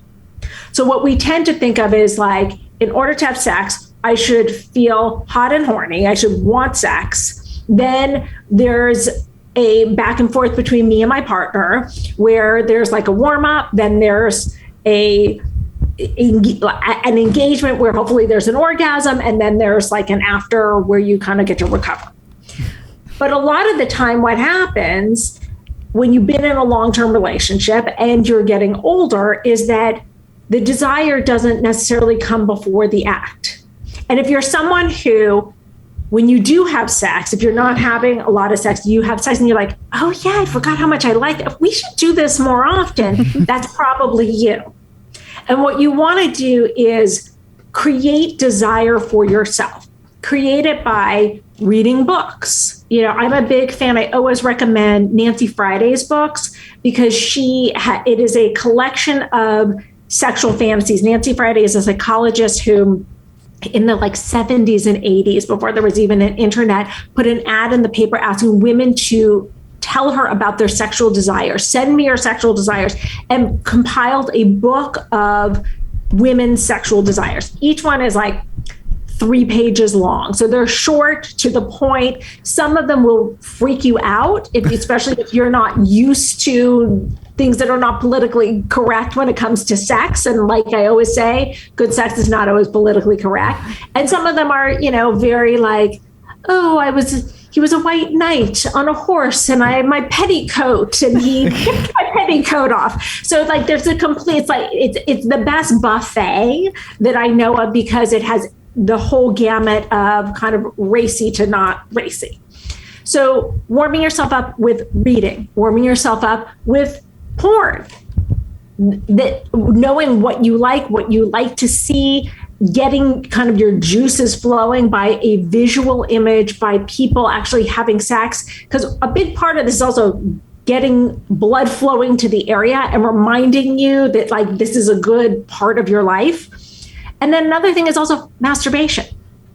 Even if you're not feeling like it, incorporate it into your life so that you are kind of keeping yourself sexual. Because one thing that we know is that the less sex we have, the less sex we want, that our hormones actually drop and we have less of a desire when we're not having sex. So you want to start to bring it back. And sometimes it's easier to bring it back on your own. And even if you don't get yourself to orgasm, just getting yourself sexual and sensual again is important. And then the other part of it is making sure that you are paying attention to kind of all those things you did when you were first dating someone. Putting yourself together, not going to sleep in the ratty underwear and the like funky kind of stuff that makes you feel kind of icky. Really try to make sure that you are, if you're someone who likes to get waxed or, you know, trim your pubic hair, like get to it, like get yourself sex ready. And sometimes that also helps. You know, most of the seduction at the beginning of a relationship happens before the date and before the sex. You're getting ready. You're thinking about the other person. You're getting you're putting on something sexy that makes you feel good. You're picking out cute bras and panties, or if you're a guy, like cute underwear that you know, oh, she's going to see this and I hope she likes this. So really kind of making sure you get back to basics with getting yourself in like sex ready. It's like decluttering before you sell your house. Yeah. So I have a porn question for you. I would think, like, we have a lot of female listeners, and I would think for a lot of women, porn can be kind of very male centric and sometimes ugly, and so I didn't know. Do you have any thoughts on where women can find stuff like that that's maybe a little bit more from a female POV? Well, there are a lot more now female porn producers that are geared more towards exactly what you're talking about, like porn that actually has a storyline, porn that is more female oriented, where maybe the partners are pleasing the woman instead of all about the guy and kind of the cum shot and that kind of thing. So it requires doing a little bit of research to also figure out what is it that you as a woman particularly want. And there's some people who are like, you know what, I want graphic sex, but I want a storyline. There's some people who are like, you know what, I want really soft core porn. There are other people who are like, you know what, I want, there are a lot of sites where people submit their own at-home porn. Right. So there are some people who would prefer something like that that's a little more kind of homemade. It's and like college basketball. Are they as good as the pros? No, but they're doing it for the love of the game. Exactly. And also, look, it's really about learning what turns you on and also not judging. And I think that, you know, most women be surprised at how many women watch porn. That it's kind of like one of these things that is not talked about as much as guys. Guys tend to be much more open about it, but there is a huge plethora of porn geared towards women that you just have to find what you're into. Awesome. Okay. Well, thank you. Yes, thank you. Oh. This next one is a little bit different, but I definitely want to try to include this one. So this one says, so I'm sure you have a lot of advice for people getting back into dating after divorce. What advice do you have for a male who has never dated due to self-esteem, body image issues, a prior eating disorder, career, and religious reasons? This guy, it's male, has gone to a therapist, but nothing seems to be working. When should he just give it up? Somehow a situation somewhat like the situation that happened in the 40-year-old virgin does not seem to be in the cards. So I think he's trying to say that's not going to happen for him. So he's not sure what to do. Okay. Well, first of all, I think that he wants to take a look at, is this therapist a good fit for him? And sometimes someone who is a good therapist for when you first start therapy, they can be the perfect therapist at that moment in time, like a good kind of starter therapist. Like especially if you're really nervous about therapy, if you come from a culture where people, as it sounds like he does, where people don't do a lot of therapy, like sometimes you need someone to kind of gently ease you into therapy and not be too confrontational, too aggressive, give you too much homework, push you too much. But sometimes after you've done the work with that person, sometimes you then need to kind of graduate into someone who is a little more directive, a little more aggressive, a little more confrontational. And it sounds like this person is a bit stagnated in the therapy. Okay. And that, that he is still describing himself as having body image issues, self-esteem issues. And look, granted, when you have a lifetime of those issues, they don't go away overnight. Right. But I think the first thing to do is have a conversation with your therapist.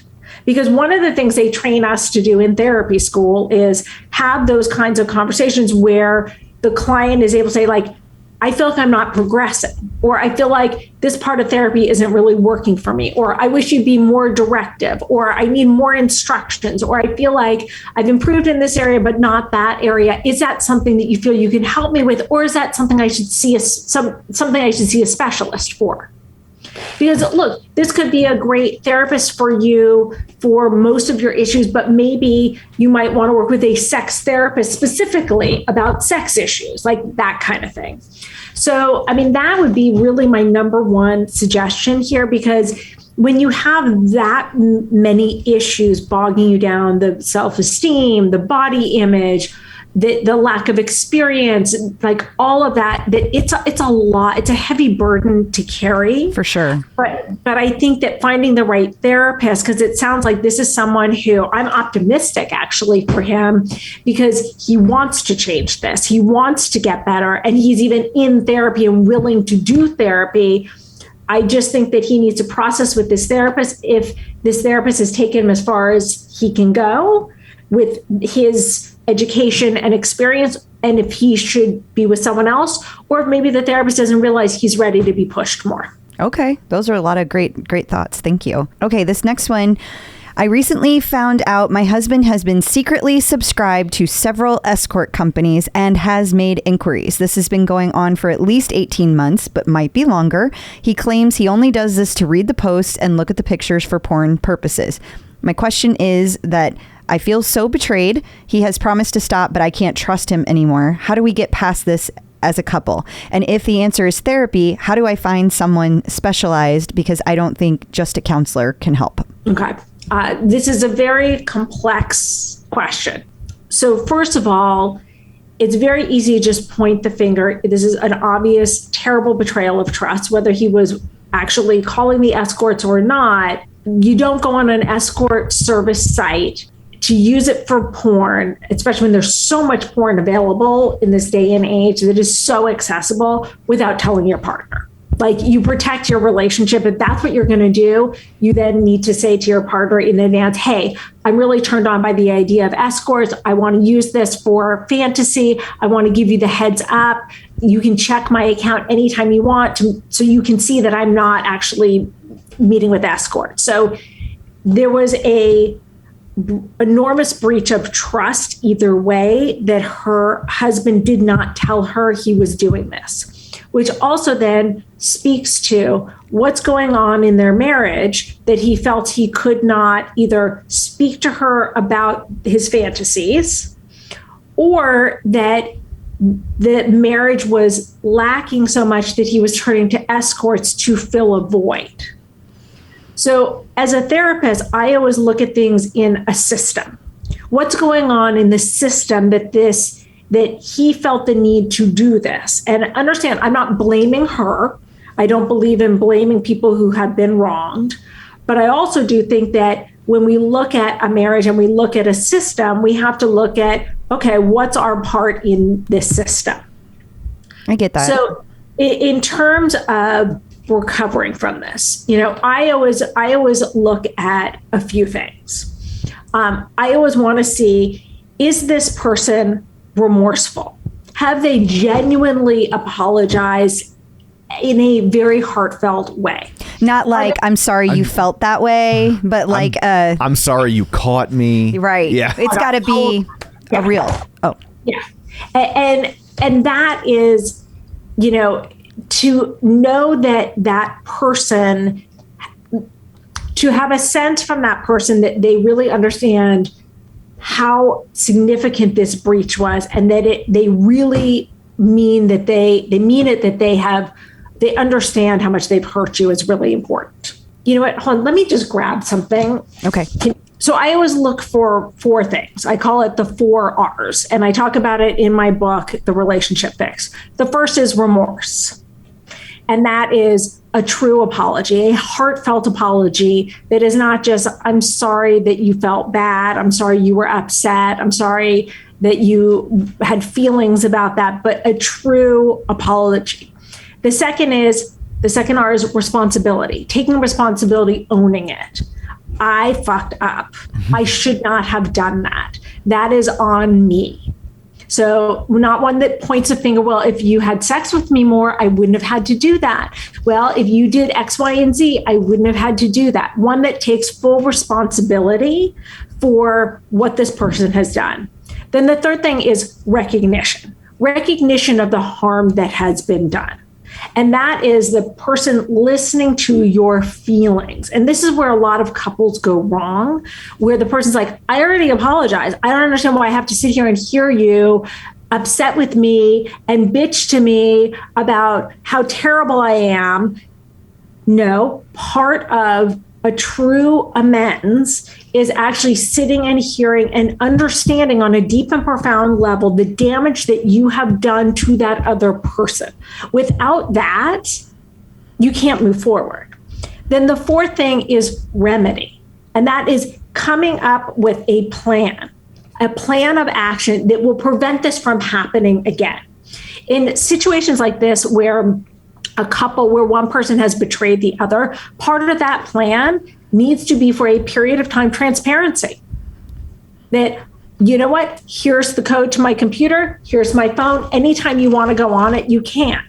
Now, if you have to do this 10 years from now, that's a problem. You shouldn't need to go on your partner's phone or computer all the time after you've recovered from this, after time has gone by. If you do, then there's a bigger trust issue and a bigger problem in the marriage. But temporarily being able to say, like, hey, until you feel safe again, until I have earned your trust back, you have carte blanche to go on whatever you need in order to make sure that you feel safe. I'm surprised one of the R's wasn't revenge. No. Sometimes it feels like that. Yeah, for sure. So, but to the point about you have carte blanche to check my stuff, like, obviously there's an expiration date on that for it to be healthy. Yeah. So I know it's not as simple as like, it's 9.5 months, but is there some sort of metric by which both parties can kind of realize this is a time that we can put that to bed? No pun intended. Look, there isn't really a formula, because so much of it depends on the betrayal. Was like, in this case, it was ongoing for, it sounds like 18 months, where he was on this site. She isn't clear whether he actually engaged with the prostitutes or not. It seems it's a little odd to me to go on this site when, again, there's so much porn that is available. Yeah. My bullshit detector is hardcore going off. Like I would be like in the car following this guy. Like, I need to see it with my own eyes, and then we're gonna have this talk, because So I think that to come up with a formula, you can't, because there are so many different types of betrayals. Sure. Some are ongoing, some are one-time betrayals, some are betrayals of trust that are smaller or bigger. Like, there's too much to figure out. I do think that this is a couple that needs therapy, because I do think that this is a symptom of a bigger problem in their marriage that needs to be addressed. That makes sense. And may this be the turning point that helps them to get the help they need as a couple and move forward. In terms of her question about how do I find a therapist, you want someone who is ideally trained in family systems therapy and who has a lot of experience doing couples therapy. So And what I recommend, a lot of people don't realize, you can interview therapists in advance. Like, first of all, talk to 10 people on the phone. Go in and meet with 3 people until you find one person that both of you feel good about. That's definitely good advice. And I think another thing to keep in mind is, like, with the checking the phone and the computer thing, like, that's all well and good, but it also, like, do you want to live your life like that? Like, like, that's no fun. If the only reason that person isn't cheating on you is because you got them on lockdown, what have you really accomplished? Well, I have to say that with the way technology is these days, there's so many ways to, get around things. I just, if it's me, because I know how I am, I'm never going to be convinced it's not happening again. That would be really tough for me, because there could be another phone. You could use an extra account. You could, there's all these apps that'll hide things. Like, there's so many ways. This is what happens when you marry a project manager. I always tell her, like, look, I'm just not organized enough to have an affair. Like, that's too much work. I'm too lazy. But here's the thing. There's also, as much as that is very much true, there are also so many ways to catch people. Yeah. Yeah. I've been amazed over the years at how people have caught people. And also, the other thing is that our instincts are surprisingly good. We just don't always listen. Yeah. And I can't tell you how many times over the 30 some odd years I've been a therapist where someone has said to me, I had a gut feeling and I picked up his phone. I had a gut feeling and I listened in on that conversation. I had a gut feeling and I showed up at work and ended up catching someone doing something. And I just think it's important. It's funny when you say that. So a funny story from my first marriage, or should I say my divorce. So I, on the advice of my attorney, hired a private investigator, which was worth every penny. So I asked him one time, I was like, have you ever not caught someone cheating when they send you out to do this? And he said, only one time. And he'd been doing it for like 25 years. He's like, I've only not caught somebody one time. And he's like, and this lady had like FU money, and I was following this person like 24/7. Like, I followed him to Vegas. Like, we were all like for months. And he was like, I finally had to be like, look, man, I just don't think he's cheating on you. I've been everywhere after this guy, and it just hasn't happened. And her response was like, well, I still want to be done with it. So she divorced him anyway. And so he's just like, but like, yeah, if you have enough suspicion to hire a private investigator, you already know the answer. And so in my case, I was doing it to prove that she was endangering the children. It wasn't about that part, but that was just part and parcel. But anyway, I just thought it was fascinating that he's like, he had never not caught somebody. Yeah. And I can see why. I mean, when you get to the point where you are putting money into that, like, things are pretty bad. Yes. And something is really missing in the marriage. The trust has been eroded. And I think that, look, last but not least, I think that trust is something that is earned back. It is earned back over time with good behavior. Mm-hmm. And it's going to take time for her to trust her husband again. Absolutely. And if he is fortunate enough to earn her trust back, then hey, more power to them. Sometimes a crisis in a marriage like this can be the turning point where someone goes, wow, there's a lot of shit in this marriage that wasn't working. And that helped us get into therapy, change our marriage. And now it's functioning well for both of us. And then it's a horribly painful blessing that happened that allowed them to turn their marriage around and make it something great. For sure. We talked earlier about how the stakes are high because you're married, right? And like sometimes when your marriage is kind of at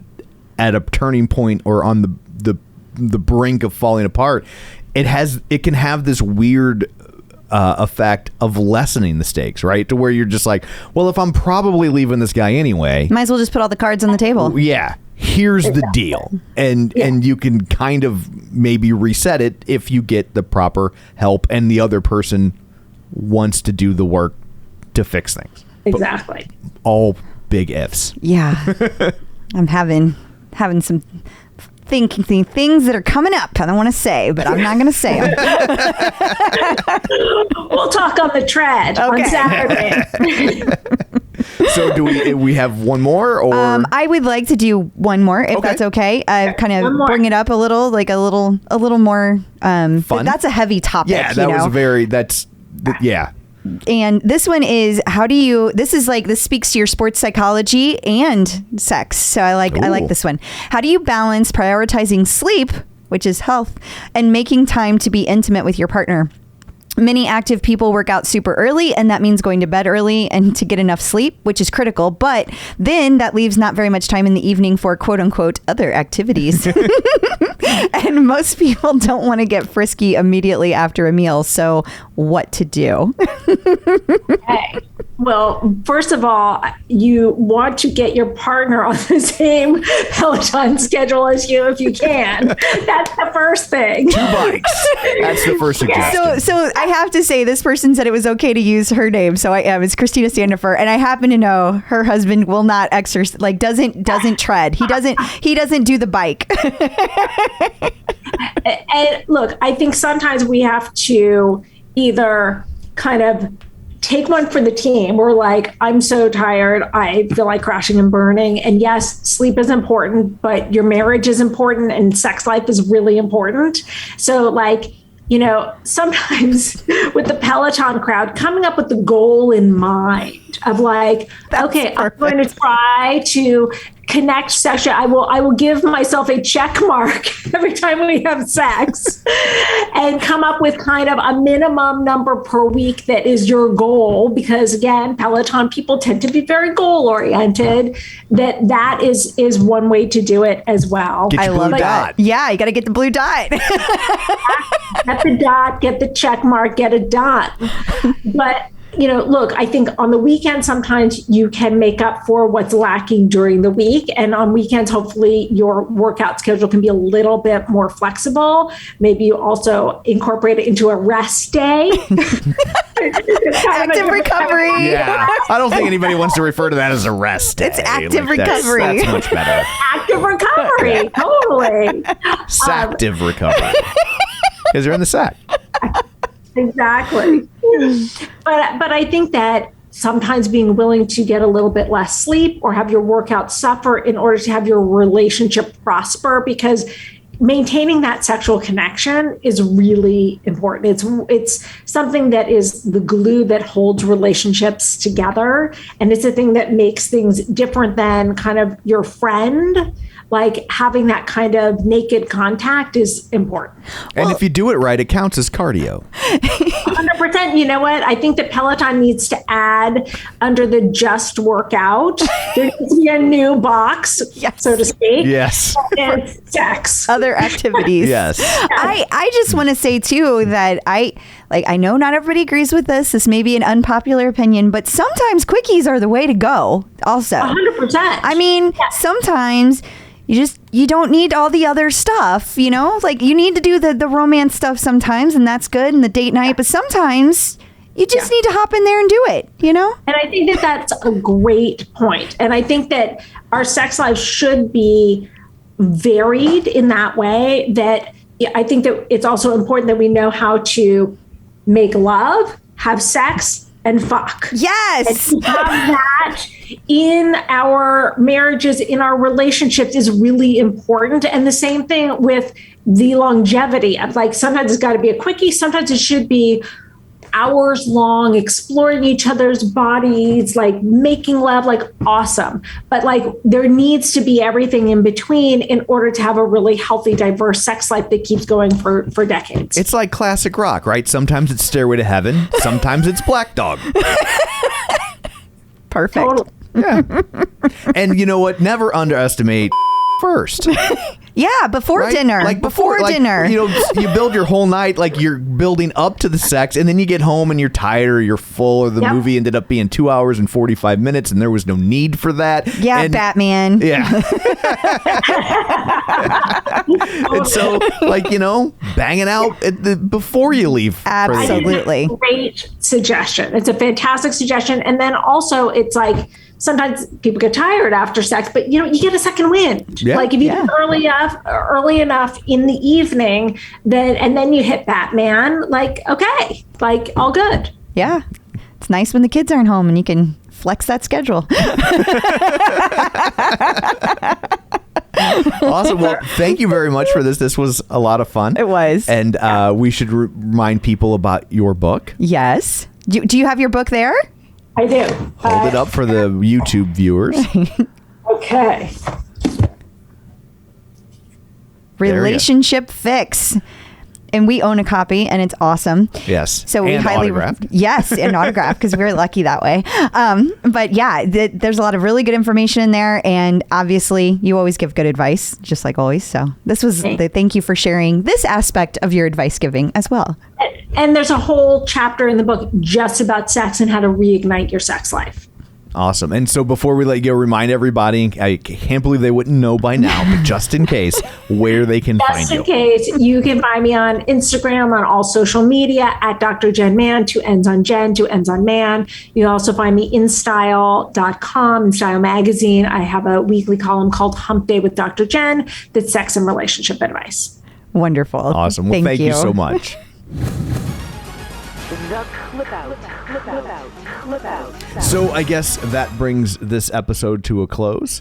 Until next time, where can people find you? People can find me on Facebook at facebook.com/Crystal D. O'Keefe. They can find me on Instagram, Twitter, and the Peloton leaderboard at Clip Out Crystal. And you can find me on Twitter at Roger Kubert or on Facebook at facebook.com/Tom O'Keefe. You can find the show online, facebook.com/The Clip Out. While you're there, like the page, join the group. And of course, don't forget our YouTube channel, youtube.com/The Clip Out.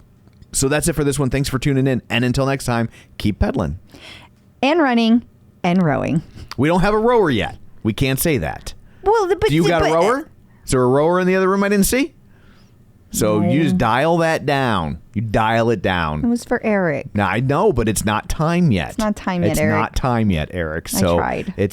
we gotta wait until someone in the real world actually is in possession of a rower, because nobody can row until then. Fine. Right? Yeah. Okay. Apology accepted. So now we'll do it again, but properly. Okay. Until next time, keep pedaling I'm running. and rowing.